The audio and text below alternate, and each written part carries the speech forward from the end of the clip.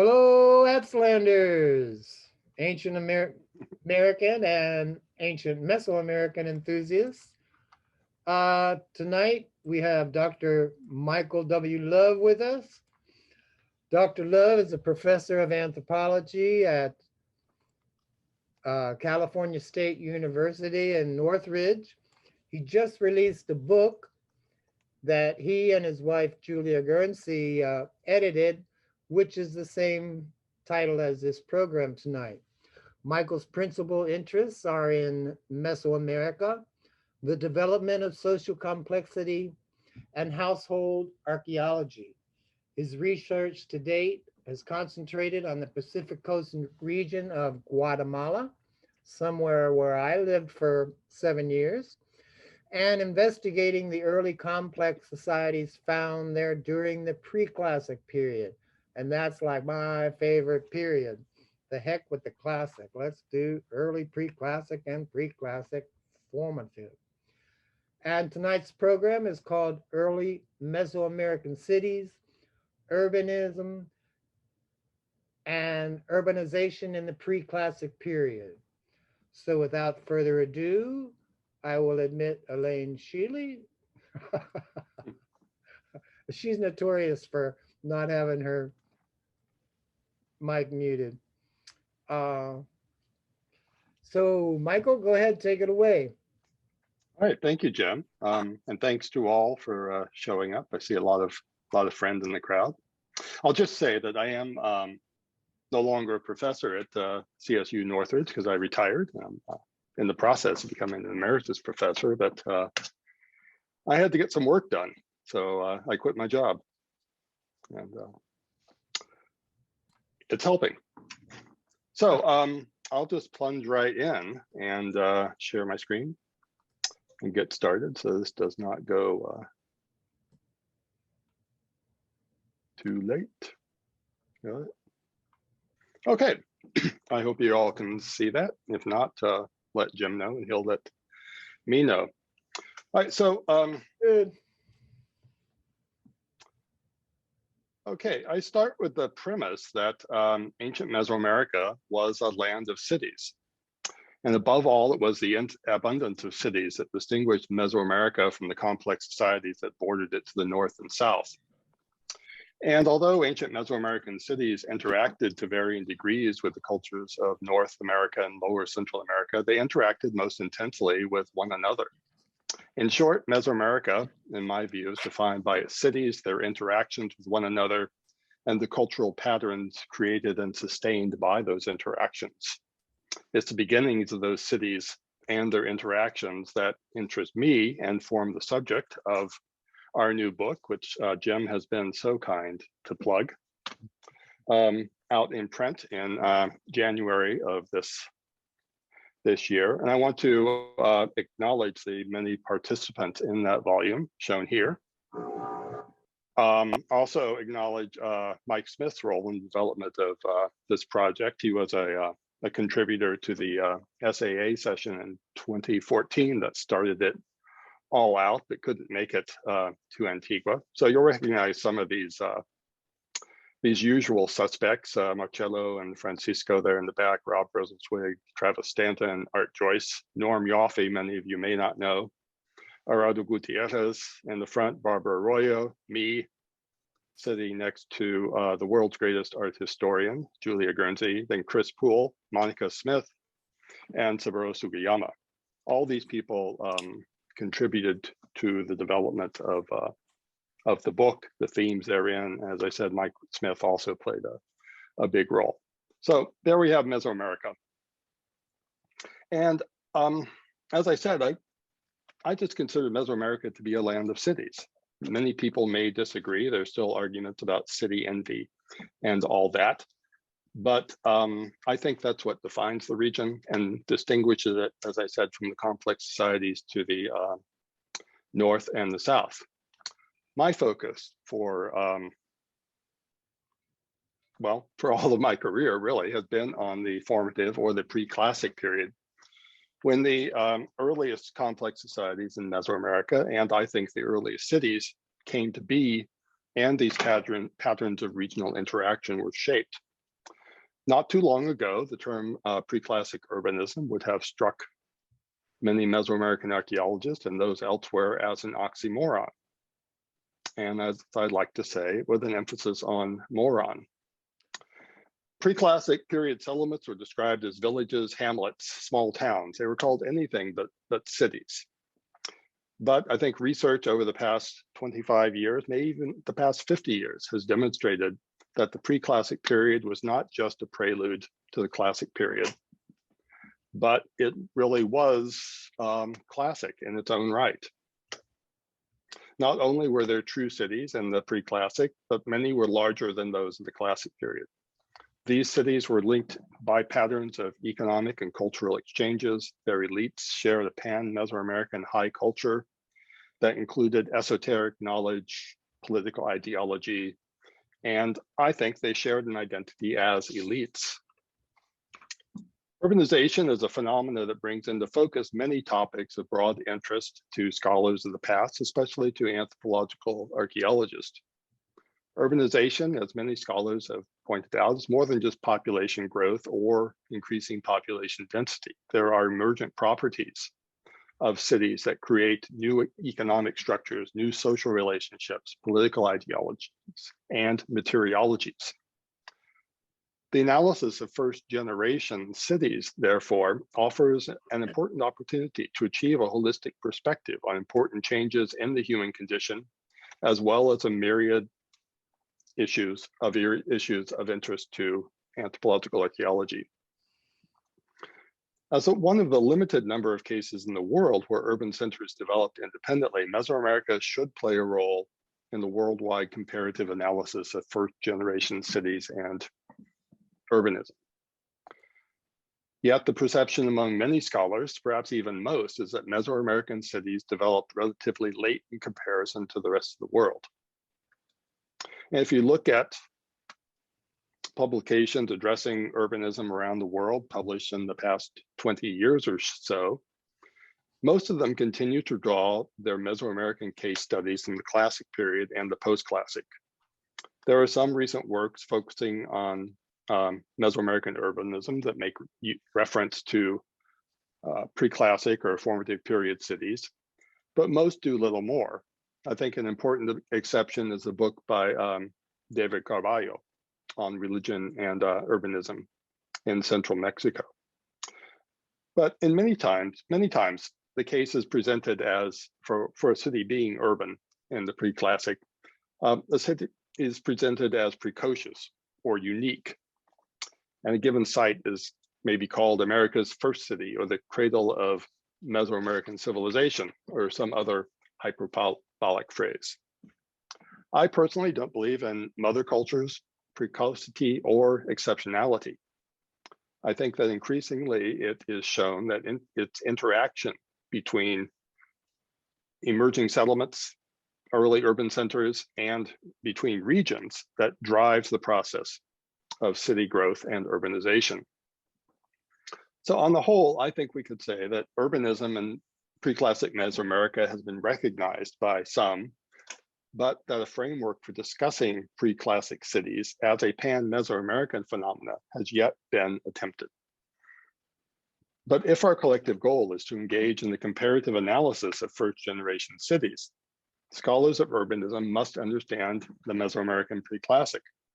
Conversely, those of us working on early Mesoamerican cities in the pre-classic need to draw upon data and theories from the comparative study of first-generation cities and engage with the rest of the world in that task. A first step, however, I think, is to explicitly address the scale and the nature of Mesoamerican pre-classic cities. A survey of literature over the past couple of decades shows that there's very little consensus about how to define the basic terms. But as Art Joyce has pointed out, what we've lost in definitional clarity, we've gained in theoretical sophistication. With both absolute size and density proven to be problematic as defining characteristics, many recent approaches have focused more on the process of urbanization rather than on strict definitions of what represents urbanism or a city. The continuum between early central places, especially economic centers, and large cities has been recognized for a very long time. Mike Smith has emphasized a functional criteria for urbanism, stressing that central place activities can vary in scale and which can be present even in small regional centers. In his view, villages, towns, and cities represent a hierarchy of urban forms. Another approach emphasizes urbanization as a process by which social relationships are transformed. Monica Smith, for example, has emphasized that, quote, the city form represents the physical manifestations of social transformation, unquote, and that such social transformations cannot be matched precisely to a particular population size or area extent. In this view, the social processes of urbanization often begin in relatively small settlements, even if some of the processes intensify as social scale increases.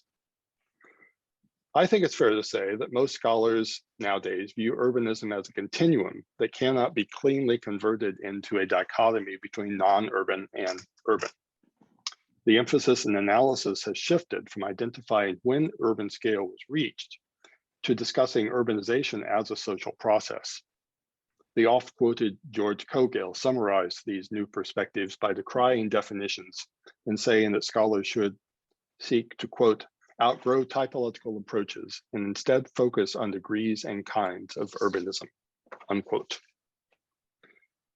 The narrative of urbanization in Mesoamerica must begin with the establishment of the first villages. It's the appearance of these villages and the first use of pottery that define the beginnings of the Preclassic period. In the functional sense, urbanization in Mesoamerica began in the early Preclassic with the establishment of early regional centers such as Tierras Largas in Oaxaca and Paso de la Amada in Chiapas. These were small settlements under 40 hectares in size and at the outset, although they both grew, but they show the first steps towards aggregation and the centralization of economic functions. In the latter half of the early Preclassic, still larger centers arose. San Lorenzo in modern Veracruz is generally accepted as the largest. San Lorenzo has been labeled by some as Mesoamerica's first city, and it's viewed by many as the point of origin of Mesoamerica's first civilization, the Olmec.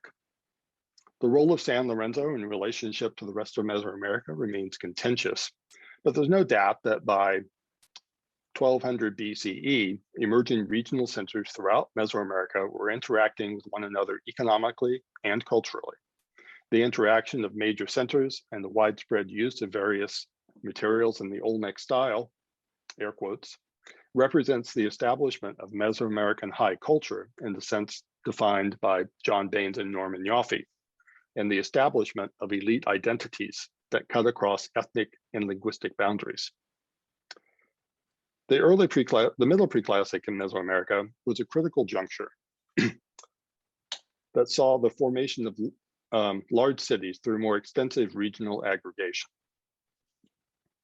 The middle formative was a time of incipient urbanization in the absolute sense, with denser populations as well as larger overall settlement size. While settlements over 50 hectares were rare in the early Preclassic, there are dozens of middle Preclassic centers over 100 hectares. The trajectory of increasing urbanization and socio-political centralization climaxed in the late Preclassic.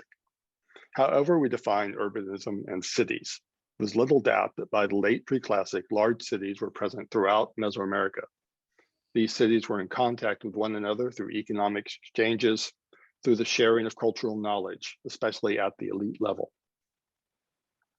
David Webster and William Sanders once labeled the claims of urbanism in the Maya lowlands as city envy. And it's easy to criticize the hyperbole that accompanies the description of lowland centers by archaeologists who publish by press release. My goal here is not to invoke cities and urbanism as magical terms that inflate the importance of the Mesoamerican sites, but rather to emphasize that they were not simply centers of elite power and ritual with small homogeneous populations. Lest we be accused of city envy, I'll say that no one pretends that formative period cities matched Teotihuacan or Tenochtitlan at their peak. Although I will note that, as George Cogill long maintained, Teotihuacan was urban in scale by the late Preclassic period, although it grew substantially in the early Classic. Nonetheless, as you can see here from these numbers here, Mesoamerican cities fit quite comfortably among settlements labeled as cities in the rest of the world in terms of overall extent. But what about the other dimension of urbanism, which many define as population density? Well, Bruce Trigger once wrote that Mesoamerican cities had the highest population densities of any settlements he studied. Here's a chart I've adopted from Mike Smith's presentation at our 2014 SAA session on early urbanism. It shows Art Joyce's estimates of population densities in Oaxaca during the late Preclassic. They're just as high or higher than those of the Central American cities that Trigger said had the highest population densities of the ancient world. And I don't think that Oaxaca is in any sense precocious in ancient Mesoamerica. What's different about Oaxaca is that someone is looking at these settlements, these Preclassic settlements, as cities rather than as ceremonial centers or repositories of elite burials and monuments. Now, excuse me, accepting the premise that cities developed in Mesoamerica in the Preclassic period, what are we to do with it? Does recognizing Preclassic period settlements as urban improve our understanding of them? I think it does, first and foremost, because it allows us to engage with bodies of theories about urban societies around the world. Thinking about the Mesoamerican Preclassic period is still, in many ways, still dominated by neo-evolutionary models in which analogies are drawn from societies labeled as chiefdoms. Instead of these analogies, though, I think we should be looking at the first generation urban societies of Mesopotamia, the Indus Valley, and China for our comparative materials. And I'd like to illustrate two important ways in which viewing Preclassic periods of settlements, as urban changes our interpretations of them. First, is the heterogeneous nature of urban settlements. And the second is the interaction networks typical of early cities throughout the world.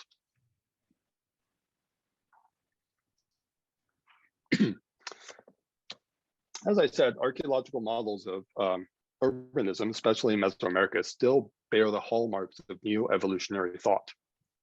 The neo-evolutionary models of the new archaeology of the 1960s, 1970s viewed population growth as a driving force of social cultural evolution. In this view, cities came into being through population growth, and regional hierarchies were formed as population budded off to form secondary and tertiary centers. Increasingly, however, archaeological evidence indicates that urban centers, especially first-generation centers, form through aggregation. That is, people of different backgrounds come together in an alliance of interest. And rather than being integrated in homogeneous totalities, cities were fragmented amalgamations, concatenations of groups and factions. In Preclassic Mesoamerica, there are notable cases of cities forming through this type of large-scale aggregation. The growth of Teotihuacan in the basin of Mexico may be the best known example. In Oaxaca, also, Art Joyce has described the foundation of Monte Alban as the big bang of urbanization. We could look also to the valley of Guatemala, where in the highlands, verbena phase Caminahuyu grew significantly in population at the same time as sites such as Naranjo, Santa Isabel, and Virginia declined. Writing about the post-classic period, Ken Hirth and Gerardo Gutierrez have proposed a model in which cities were created by the aggregation of corporate groups, capulle. Hirth describes how cities were created when several capulle entered into alliances with one another, with one assuming the dominant role. The resulting alliance was the Altepetl. In Hirth's view, urbanization was the unintended consequence of these political and economic alliances, and he uses the term accidental urbanization. A major question for the study of urbanism, for the study of early urbanism in Mesoamerica, is whether the Altepet model is applicable to other periods. Up until now, questions of aggregation in Preclassic Mesoamerica have been looked at as a problem of how powerful individuals attracted followers. Things like the aggrandizer model hypothesize that individual aspirants to power attracted individual followers. But the Altepet model would suggest that larger groups, lineages, houses, or other corporate groups were the basis for alliance building in Mesoamerica. And this model makes the social world much more complex. But frankly, I think it's a more realistic model for Mesoamerica, where lineage and group identities were so important in ethnographic and historic periods.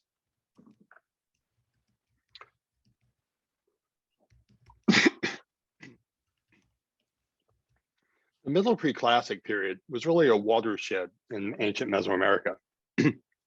At that time, population boomed and the subsistence economy was intensified by an increased emphasis on maize and dogs, two foods that give the most bang for the buck in terms of caloric yield for the energy put into them. If we look at regional surveys throughout different parts of Mesoamerica, we can see evidence of this population growth. In the region where I work in Mesoamerica, in the Pacific coast, we have evidence from stable isotope analysis and from faunal analysis of this type of intensification. Again, the emphasis is on maize. Here we see a chart of the contribution of C4 plants to the diet, with a big rise at Hello, about, Michael, can you hear me? yeah. Somehow you're not sharing your screen. It says I am sharing. Let me stop share and start again.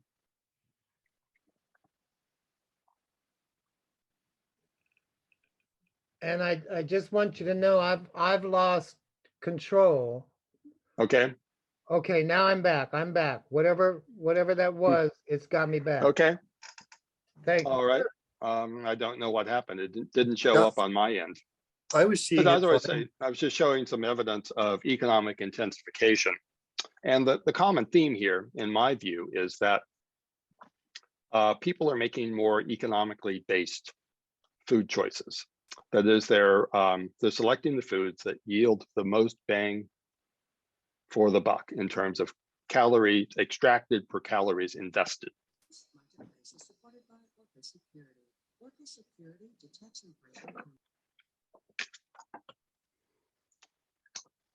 Okay.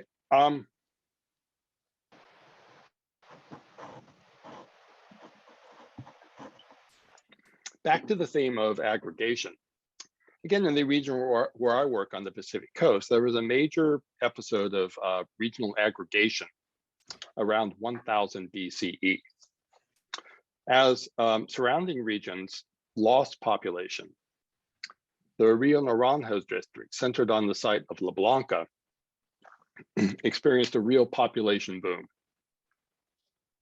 The site of La Blanca itself was founded at this time and rapidly grew to be a settlement of over 300 hectares with a 100-hectare central ceremonial precinct that boasted some of the largest monumental architecture of this time.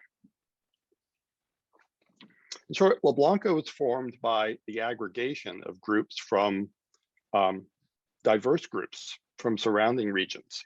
And these groups did not completely integrate with one another. There was, without doubt, a strong hierarchy, but there was also a tension between this hierarchy and heterarchy, as the existence of social groups that maintain some type of individual structures that are not completely subsumed within a single pyramid, a single social hierarchy. In my view, that tension is an essential component of the urban social experience in early cities around the world. So whether or not your definition of urban or city could include a settlement like La Blanca, I would say that the process of urbanization in its settlement and its establishment and expansion mirrors that or reflects that, is parallel to that we understand from cases of urbanism around the world. So let me describe La Blanca to you, and you can make up your minds for yourself whether or not you think it should be called a city. As I said, I think it should be recognized as an early city. It covered in its overall extent over 300 hectares. The map I have right here is only of the northern sector. Again, this is just over 150 hectares. It's a large settlement overall. I think it's one of the largest in Mesoamerica for this, this time period. And it also has some of the largest monumental constructions for this time period in Mesoamerica, including one of the earliest monumental temple pyramids, also constructed at about 1000 BCE. And you can see Ed Shook's photo of Mound 1 at La Blanca here as it was being bulldozed for road fill in 1972. I'm sorry, there are some uncalibrated dates here. The 900 BCE there and there are referred to uncalibrated dates. If you calibrate it, right around 1000. Okay, so here is Mound 1 at La Blanca. Again, a massive structure. It originally stood over 25 meters in height, 150 by 100 meters at its base. Although most of the mound was destroyed in 1972, its base survived about 2 meters above ground. There's another 2.5 meters below ground that we've been excavating off and on since 2003. Again, we just have all the pottery is middle Preclassic, and we just have a suite of about 20 radiocarbon dates that show, again, it was first constructed between 1000 and 950 BCE calibrated. Just some photographs of that that early pyramid. Again, Ed Shook's photo there, some slides of the excavation showing you various construction stages. It turns out that what I've labeled stage 1 is not really the earliest. Just in our last excavation in this mound in 2017, we found a still earlier structure within there. So this would be actually stage 2, and then I now label them 2A, 2B, 2C, and 2D. But all of this construction was done before 800 BCE. So it, again, monumental construction, its massive scale was reached very early and very quickly. Downtown La Blanca, yeah, it's not just about Mound 1. There's a large structure I call the West Acropolis that, again, was largely destroyed by road construction in 1972. In fact, the modern road goes right through this area here where the gap is. But this held, this was a platform about 3.5 meters in height above the surrounding plaza, and it held a large a number of smaller public mounds. The largest of those that survives is Mound 2, which from the top of the West Acropolis to the top of Mound 2 stands about 6 meters in height. So think of this really as a true Acropolis. It has a range of monumental structures built on top of it. The East Acropolis over here is it's a structure of similar height, about 2 meters overall, but it was largely an elite residential precinct. Every structure that we've dug in, that we've excavated here, looks to be residential and is definitely elite. There's one possible structure that might have been public or perhaps sort of a neighborhood temple of some type, and that's Mound 5. Unfortunately, Mound 5 was carted away to build a soccer field sometime in the late 1980s before we excavate it. But there is a regularity to the constructions here. You can see there's a sort of rectangular form of these 4 mounds here. And the axis here lines up with this long mound here. And if you extend that axis through mound 1, it lines up with the Tajumulco volcano, which at 4,221 meters is the largest volcanic peak in Central America today. Downtown La Blanca exhibited some art forms that we could describe as Olmec. And I view these as manifestations of an elite ideology that invokes supernatural and the ties of La Blanca's elite to that ideology. So there are a couple of pieces of Olmec sculpture. We have a couple of plain stelae also. And then there's this quatrefoil altar here, Monument 3, which was built in really a liminal area, the transitional zone between the public space of the sunken plaza here and the East Acropolis and the residential structure there.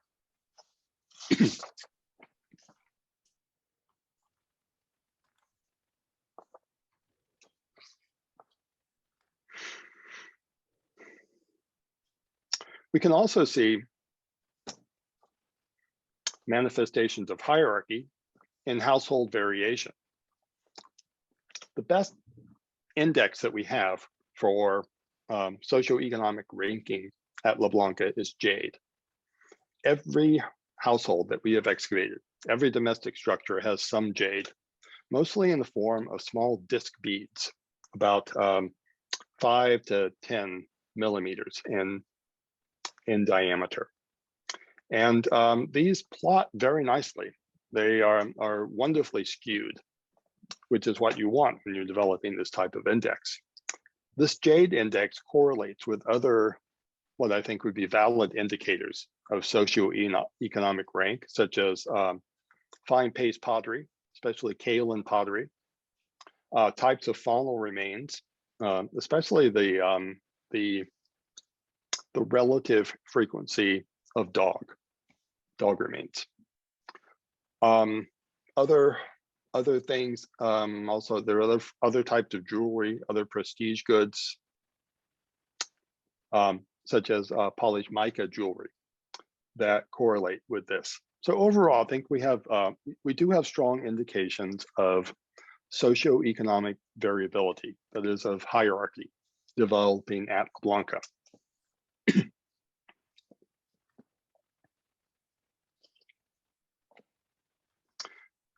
Now, monumentality is frequently interpreted as evidence of elite power, but there may be evidence also of communal ethos here at La Blanca.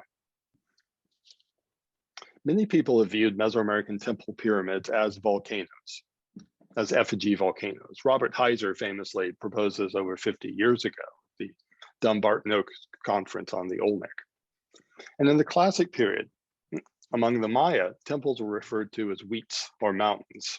And frequently, they were referred to as a ruler's mountains, huites, his mountain. Ethnographically, mountains are places where ancestors dwell, not just among the Maya, but among many Mesoamerican cultures. And it's also where they care for the animal spirit companions that carry the second souls of their descendants. Sorry.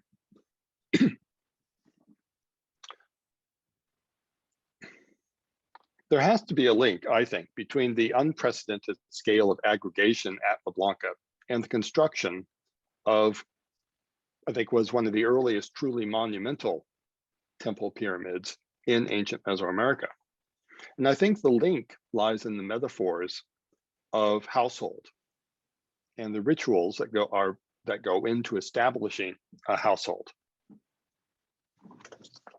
And here's a shot of the way that Mound 1 aligns with Tajumulco up there, peeking above the Platanal there. All right.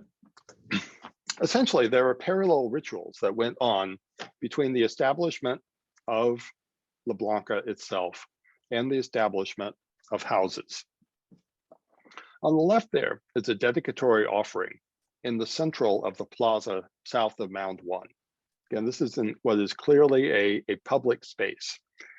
For years, I thought this was a house, there was a household structure nearby, but turns out I was wrong. It's a public structure.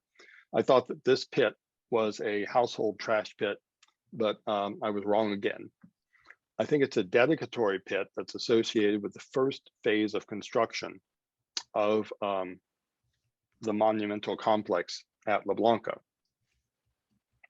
It looks a great deal like a household trash pit. That is, it holds a high number of the type of vessels that I think were used to serve food for feasting in domestic rituals.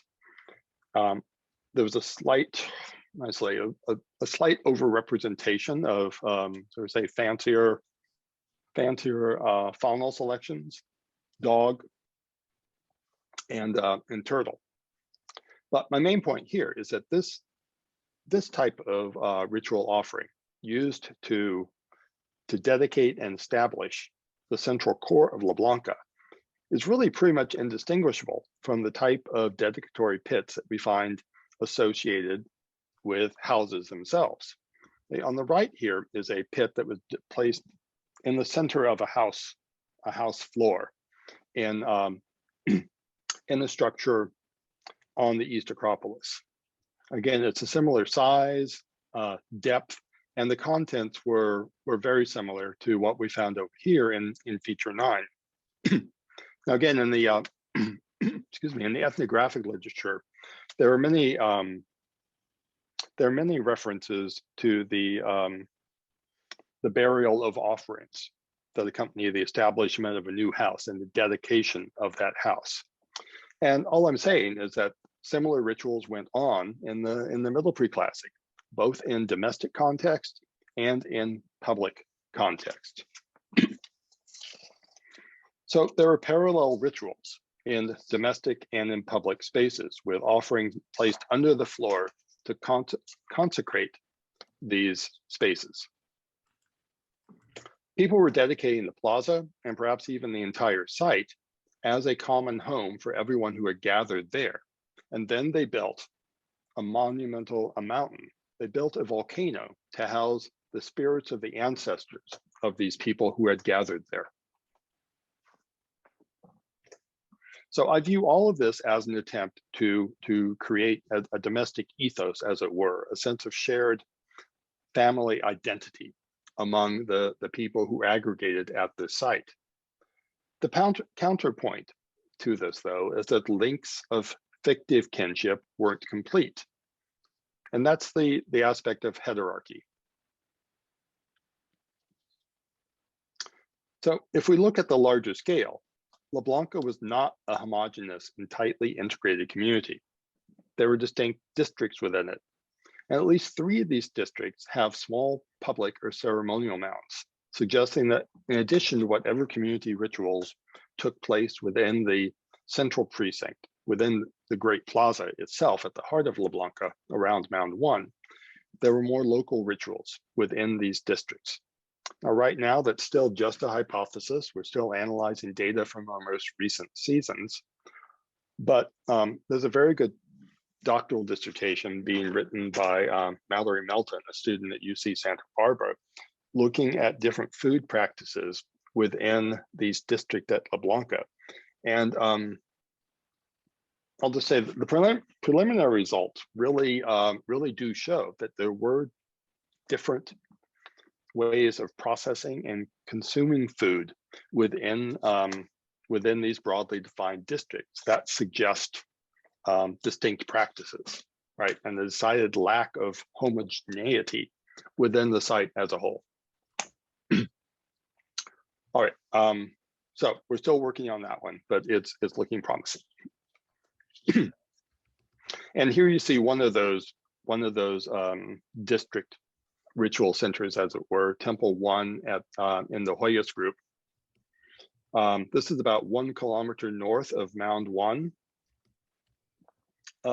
This temple originally stood a little bit over 6 meters high. As you can see, it's been cut into on top to build a house, and some of that, the sidewalls of that cut were used as chicken coops in a very inventive way.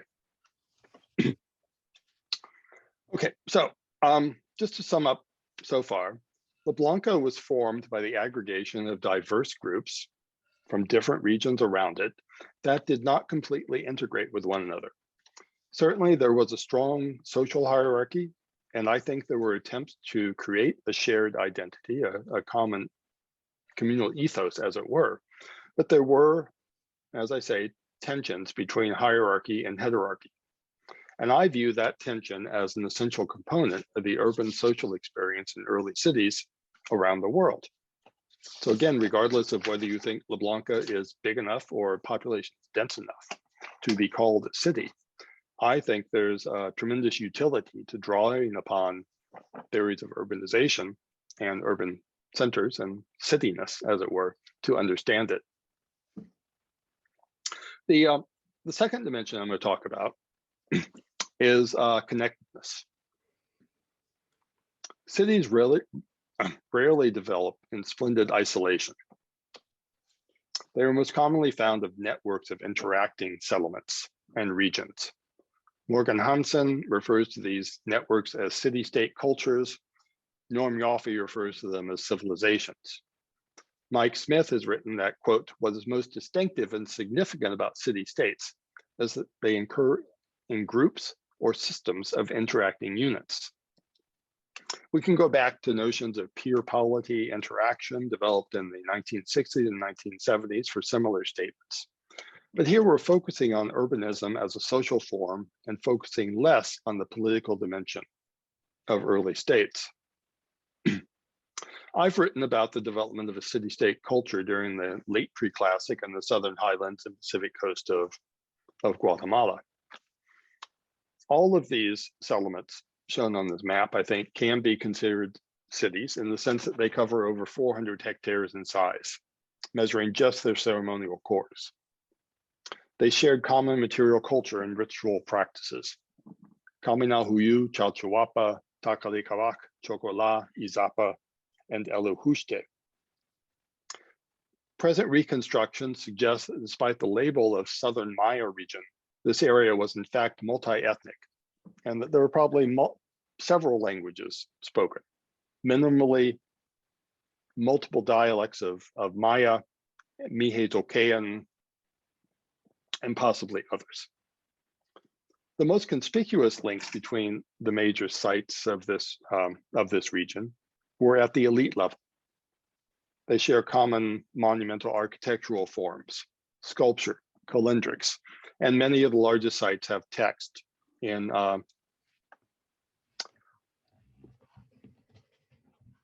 possibly early Maya, possibly hybrid languages, including some elements of Mihe-Zoquean or the Isthmian script.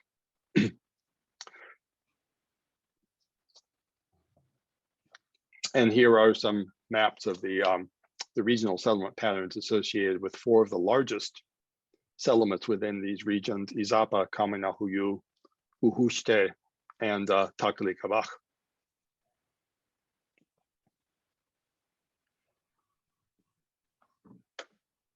This shows the distribution of sites with representational stelae in what's probably best viewed as early Maya style, although some would see it as evidence of an Izapan horizon. Izapa is stylistically different from the others. Takalikabak, Kaminahuyu are more recognizably late Preclassic, some variation of Maya. But there are other elements that link these elements. Again, here you can see the representational stele, Takalikabak, Kaminahuyu, El Baul. There are early text, Takalikabak, early calendar round dates at Takalikabak and El Baul, and now from Chalchihuapa also. There are other elements, though, that are shared between these settlements. Plain stele, for one. Here's a map made by Fred Beauvais, published in 2011 in our book on the the Southern Maya and the late Preclassic shows the distribution of plain stele. Plain stele date back to the middle Preclassic. As I told you, we have some at La Blanca, which were found too late to be included in Fred's map. But they are especially, I would say, well documented in the Piedmont zone and in the highlands. And as you can see, there's a strip here that runs really from Kaminalhuyu down to the coast. And that's important. I'll come back to that distribution a little bit later. Potbelly sculptures also date to this late Preclassic city-state culture, although some may date back to slightly earlier, late middle Preclassic. Again, a very wide distribution. But my point here really is that shared material culture at elite and non-elite levels goes beyond the representational stele, beyond the text. It also includes pottery. There are, I'd say, numerous studies of the distribution of ceramic spears at this time, including the Providencia and Miraflores ceramic spears. It's a little more complex even than this map would represent, because this, I mean, there's stylistic interactions that go all the way out along the coast, out to El Ajuste as well. And then there are patterns of economic interaction as well. And here I use obsidian as a proxy for interaction, economic interaction writ broad. What's important here is that there are at least two distinct distribution, trade networks, if you will, for obsidian. There's a highland route that favors San Martin Jilotepeque obsidian, and that runs again sort of through the spine of the Altiplano, with branches extending down to the Piedmont zones that include including Izapa and Tacalicabac. There's another major network really going through Kaminalhuyu that takes El Chayal obsidian, carries it down to the coast, and this route really runs right through the zone of plain stele, sort of the strip of plain stele as mapped by Fred Beauvais. It sort of shows you the highway for obsidian and other goods to be exchanged. Those then go down through the coast, down to the coast near what would be modern Puerto Quetzal here, and then out along the coast at least as far as El Ajuste out here. This network probably utilized what Carlos Navarrete called the inland waterway, which was a network of estuaries and lagoons, which as late as the 19th century, as Navarrete described it, enabled one to travel from El Salvador to the Soconusco of Mexico without going out to open sea. There was a continuous network of lagoons and estuaries by which canoes could travel. And it's really remarkable that this has not received more attention. But I think, again, if you chart the distribution of obsidian, it's very clear, I think, that this is the way in which a lot of, well, obsidian and other goods, again, by extending the proxy, a lot of goods were moved through this network. Now, what's important here overall, the big picture, is that there were multiple paths of exchange, and they don't map neatly onto other networks of interaction. Despite close similarities in their pottery assemblages, Kaminalhuyu and Chalchihuapa are not linked through obsidian exchange. Chalchihuapa is drawing upon obsidian from the Ixtepeque source, predominantly from Ixtepeque up here. And despite having similar styles of art and shared writing systems, Kaminalhuyu and Tacalicabac were not part of the same obsidian exchange network. But Kaminalhuyu and El Ajuste are very closely linked through obsidian exchange. El Ajuste has about 90% of its obsidian coming from El Chayal. And I think realistically that could only have come via Common El Huyu and this coastal network of exchange. The intensity and the significance of these trade networks, I think, hasn't been sufficiently appreciated to date. Trade in ancient Mesoamerica, especially in the pre-classic period, is often portrayed as low volume exchange of high value goods carried on the backs of porters. Within this southern network, however, significant quantities of goods were moved via watercraft within the system of waterways running from, as I said, from El Salvador to Mexico.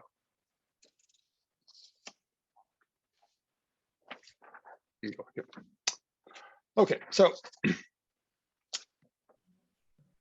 in this brief overview, what I've tried to do, I think, is to get across the point that the Southern Maya network of interacting cities is just a microcosm of the networks of late formative Mesoamerica, late preclassic Mesoamerica.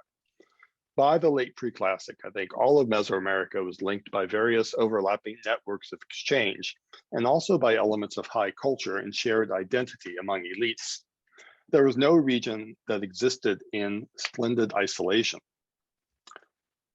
One of the things I think has come out, which I hope comes across in in our book on pre-classic cities, is the scale of interaction between all regions of Mesoamerica in the pre-classic period, and the idea that cities developed throughout Mesoamerica in tandem.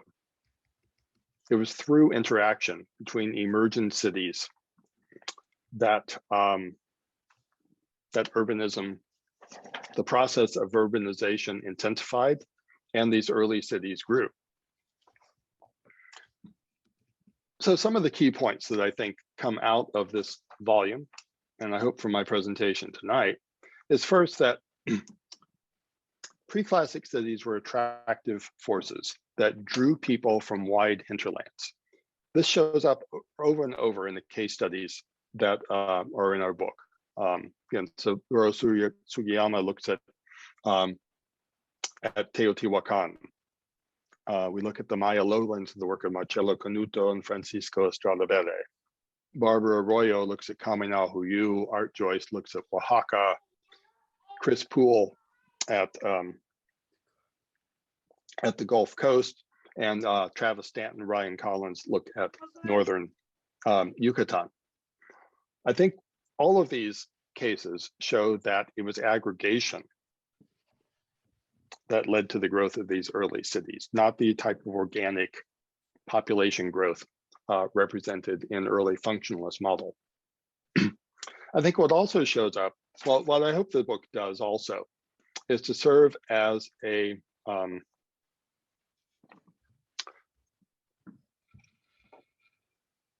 how shall I say it, sort of a proof of life concept, a proof of concept for urbanization in the pre-classic period.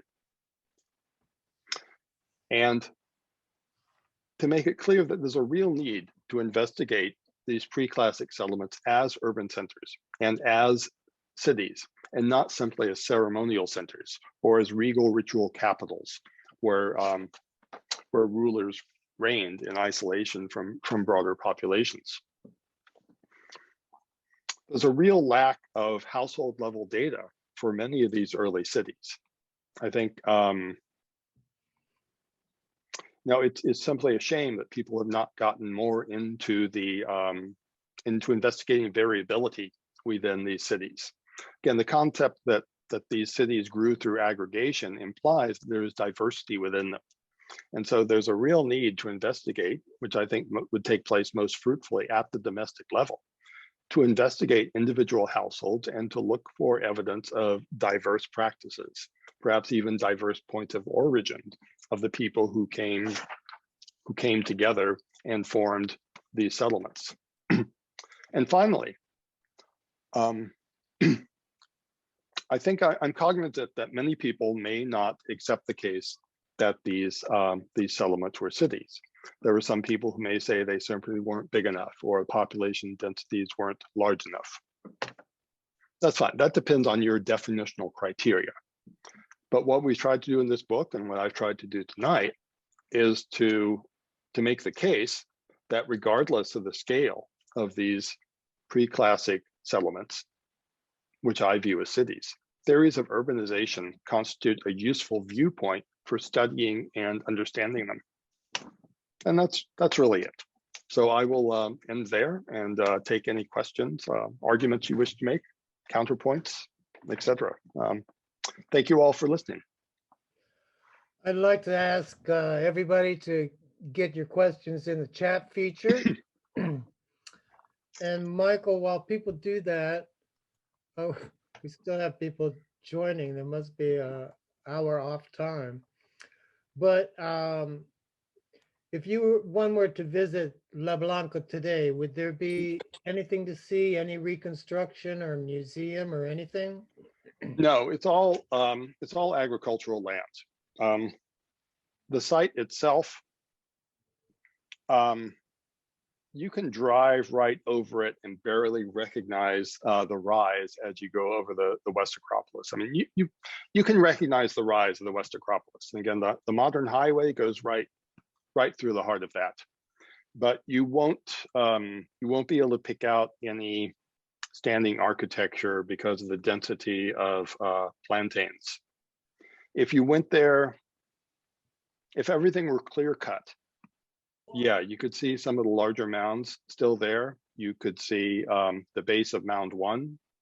You might be able to appreciate the scale of the Great Plaza. There's no sculpture on exhibit. You could make contact with some of my old workers and they'd show you around the places where we worked and such, but that's really it. For years, there's been talk of building a museum. The municipal council did set aside a predio, a plot of land for the construction of that. And I went out and surveyed the limits of that, and they went so far as to prepare architectural plans at the Instituto de Antropología y Historia, but no one came up with the money, so it was never built. There's still some hope, but there's nothing to see right now. If you go to, there is a small museum in Urtauleu. I don't know if you've ever been to that museum, right in the town square. And there is a reconstruction of the Quatrefoil Monument 3. I think I've seen Miguel Orrego and Krista didn't come down, but Chacon, I forget his first name. Neko, can you chime in? What is?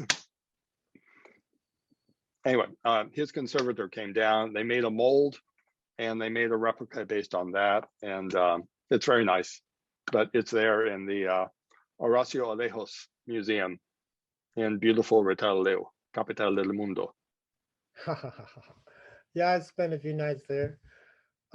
Ed's asking, have you had LiDAR at La Blanca? No. Nope, never had enough money. I've applied for it, but no, haven't gotten it yet. We have hopes. Anyway, we're talking about some collaborations, and maybe in the future. I'd love to get it. Not just La Blanca, but Ujuste and the entire Piedmont region between Izapa and Takalikabak would be a prime candidate for LiDAR survey, because there are, as I said, the late Preclassic is the classic in this region. It's the climax time, the greatest population density, the largest sites, the largest monuments, and it was standing room only in the Piedmont in the late Preclassic. There are dozens, if not hundreds, of big sites to be discovered there, I think. And you just can't see them from the air. There's nothing short of LiDAR, I think, that will bring them to life. And Rebecca's asking if you could show the La Blanca map that you had where the domestic residential areas are located? Okay. Okay, so I'll share my screen again, if I may. Sure.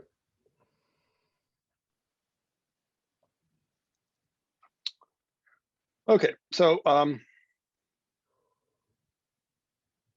let me show you this. This is an aerial photograph made in the 1950s that roughly shows you where where they are. Downtown La Blanca is right here. Mound 1 is right where that dot is, that little peak right there. That's Mound 2. The Hoyas group is up here. This is all domestic. This is all domestic. I'd say that anything that's outside of the central precinct, it's all domestic. There are over I don't know. I gave up counting at 100, but I don't know. I mean, many scores of residences out in this area. There's slight gaps between them, which is why I've defined these districts. And if we go to the central area, again, excuse me, the East Acropolis over here. This is an elite residential precinct. All of these small mounds there, with the exception of Mound 5, those are all house mounds. And somewhat belatedly, we've also recognized that there are residential remains without house mounds. So I think settlement here was actually pretty, domestic zones were pretty densely occupied over this 300-hectare area. And Tajumulco there, were like Izapa, were they aligning the pyramid to certain astronomical appearances over the volcano itself, or? Well, Izapa, as you know, is aligned with Takana, Yeah, which is there, which is slightly lower than Tajumulco. Takana represents the modern day border between Mexico and Guatemala. mm-hmm. To be honest, I have not identified any astronomical phenomena that take place over the peak of Tajumulco. I think it was the volcano itself that was important, again, as a place of spiritual significance, a place where the ancestral spirits dwelt. Now, by the late Preclassic, there are many astronomical alignments like that. Alahuste, for example, is in alignment with solstice sunrise over the peak of Santa Maria, which is a lower, very active volcano farther to the east. So lots of that for late Preclassic, less for the middle Preclassic. And I'm not saying that there are no astronomical alignments here, but I simply haven't found them yet for the middle Preclassic. Jacqueline are asking, are Mound CE, Mound 1, and Las Joyas group align with the volcano? No, we can't say. I haven't been able to detect any alignments among these groups. There's an imperfect alignment, I guess, between as you can see the what might be a public mound down in the Esquivel group here, Mound 1, and Hoyas group Mound 1, but it's not perfect. And I can't, I don't know whether to put a lot of stock in that. There certainly is an alignment between, excuse me, a rough alignment between Mound 1 in the center of La Blanca and Mound 1 in the Hoyas group. Again, it doesn't perfectly align with Tajumulco. Mm-hmm. And Padre would ask, would you say the Pacific coast is populated from migrating groups, or is there any evidence of cave sites or earlier groups in the area? Ooh. That's a tough question. I just say that right now we are trying to get started with a project that analyzes DNA from burials at La Blanca and El Ajuste. And then possibly we will be able to answer that question to some extent.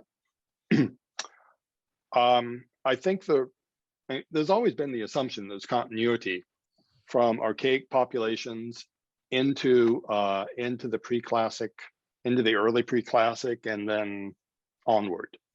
But I think the recent findings from the Maya lowlands, a significant immigration from lower Central America, cast that, I don't know, it makes us think twice about assuming continuity. I will say that everything we know about the Pacific crossroads, about the Pacific coast, suggests that it was a major exchange route, and as well as a migration route. Certainly in the late Classic, Epiclassic, into the post-Classic, it's a major route for the Pipil migration. And I think it was always a crossroads of such. It was always a corridor for the movement of goods and people, which is why I think it almost certainly was multi-ethnic and polyglot rather than being, divided into blocks of Maya speakers or Mihezokean speakers or whatever your favorite language, insert here, would be. So I think that's to be determined. And hopefully we'll have some evidence in the next few years. All right. And is there any evidence that the plain stela may have been painted instead of carved?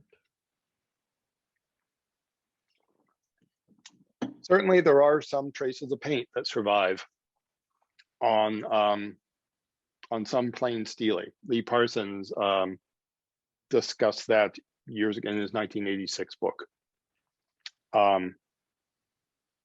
Whether all of them were painted, we don't know. There's also imagery suggesting, as Julia Guernsey has written, that many of them were wrapped. They were bundled, perhaps, with wrapped in cloth, perhaps decorated that way. Fred Brevet suggested that maybe it was just the act of collecting the stone and transporting it to its final destination that was significant. That was the action that counted, and so it wasn't necessary to decorate them. So Sidney Levine is wondering, were the plain stela adorned with things like cotton? I would say probably yes. Again, if you look in the book that was edited by Julia Guernsey and Kent Riley on bundling in ancient Mesoamerica, Julia discusses the evidence for that. And Alex says he really enjoys the talk. Thank you, Alex. Loves this idea about reconsidering what is urban or a city, and what are your thoughts about the role of rural regions in the development of cities? I think many scholars have written that ruralization is a necessary counterpoint to urbanization, and that the creation of this because it's not really dichotomy, but merely perhaps continuum between urban and rural is part of the growth of these cities. So it's absolutely vital to understand secondary, tertiary centers and smaller settlements. I just regret that in the region where I work, well, it's taken me 35 years to get to this point, and I still haven't looked at a secondary center. But again, hopefully that's coming down the road, especially after Mallory Melton gets her degree and starts doing some field work. We hope to expand and investigate the relationship between smaller settlements and these major centers. And I mentioned, I think briefly, that I used to live in Guatemala Yeah. in the 80s, and you could drive through El Chayal, the area of El Chayal, on your way to the coast, the Gulf Coast, Hmm. and just see obsidian, and where the road was cut through, you would see obsidian everywhere. You could get out of your car, walk around, and just pick up big pieces of obsidian. Did you ever get a chance to see that? I did not. I've had friends send me photographs though of the obsidian. Fred Beauvais, Barbara Arroyo, Sonia Medrano, and others who have gone have sent back images, and it's extraordinary.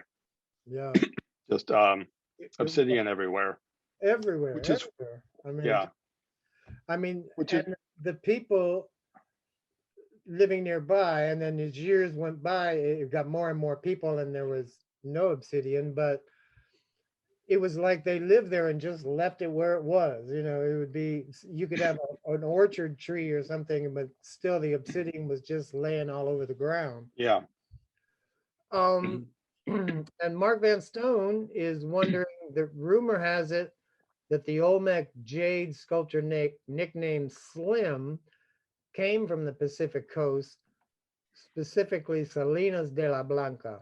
Is that the same as your La Blanca?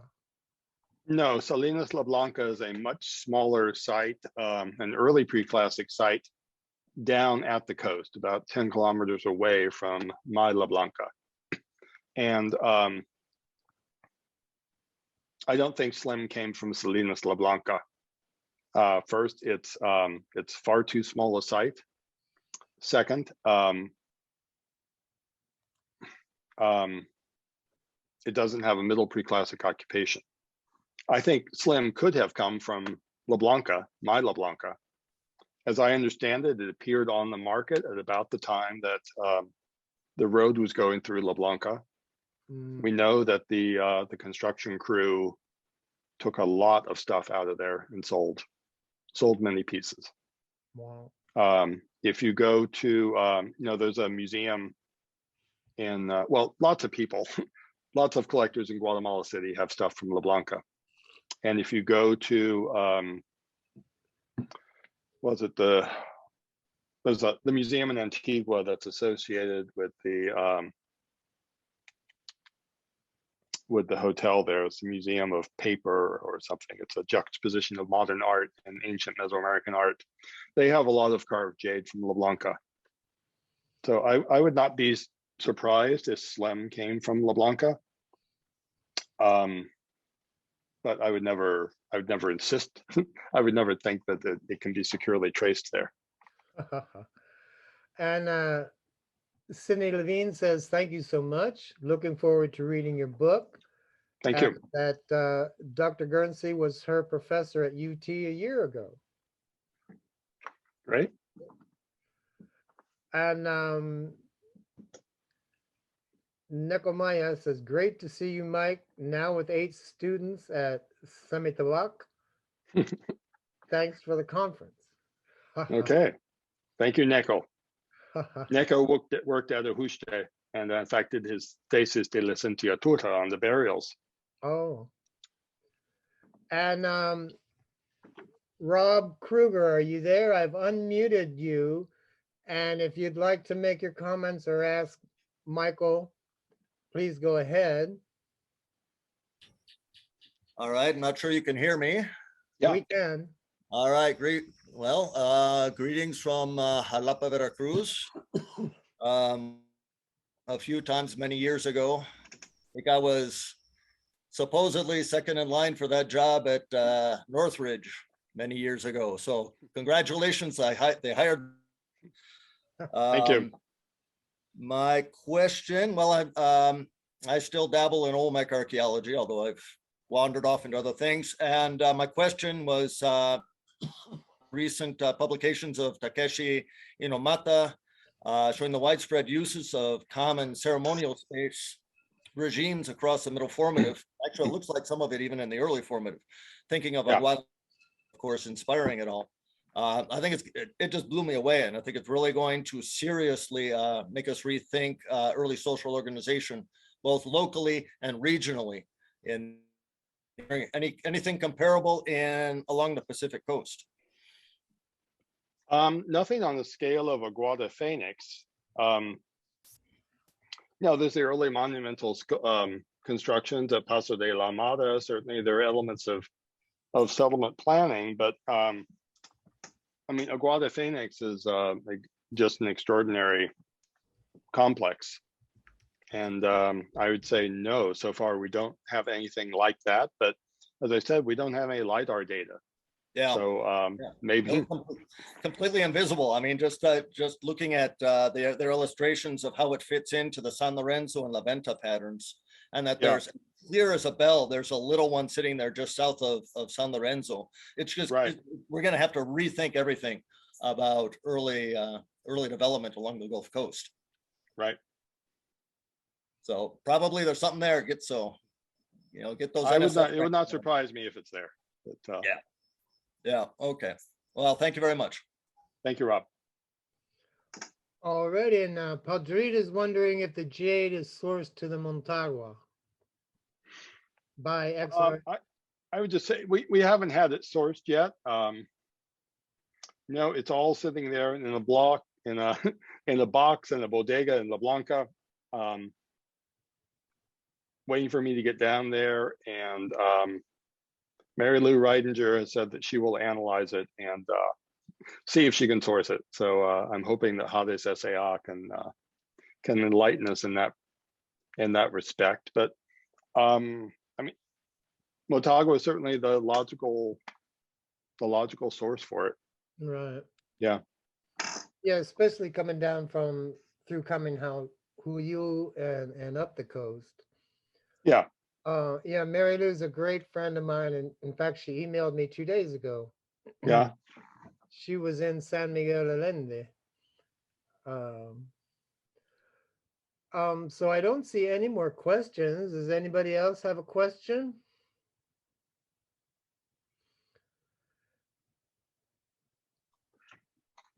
Is there a clearinghouse site or publication that is used to announce opportunities for work participation in field work at Mesoamerican sites?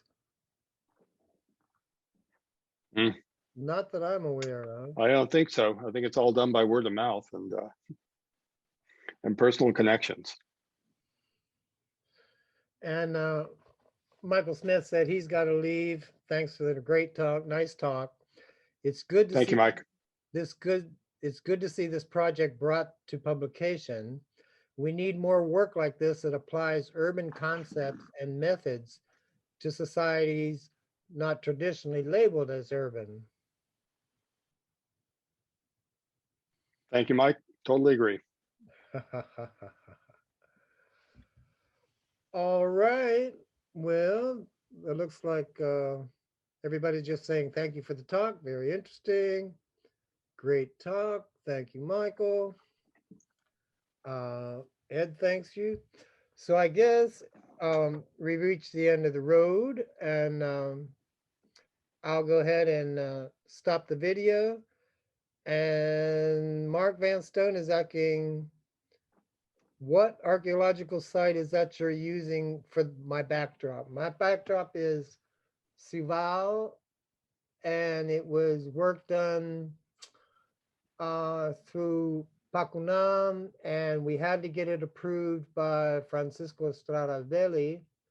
And it's the book it's the image of artwork that's on the book cover of Michael's new book, and which is available out there. So everybody, please get yourself a copy.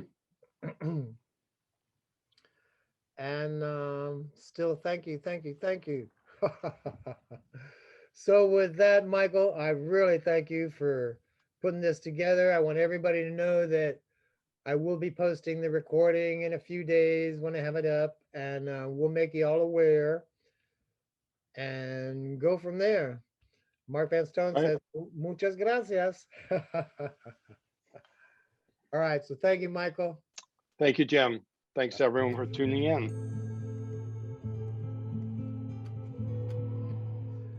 to subscribe to the monthly issues of the Aztlander for free, just contact editor Jim Reed at mayaman@bellsouth.net.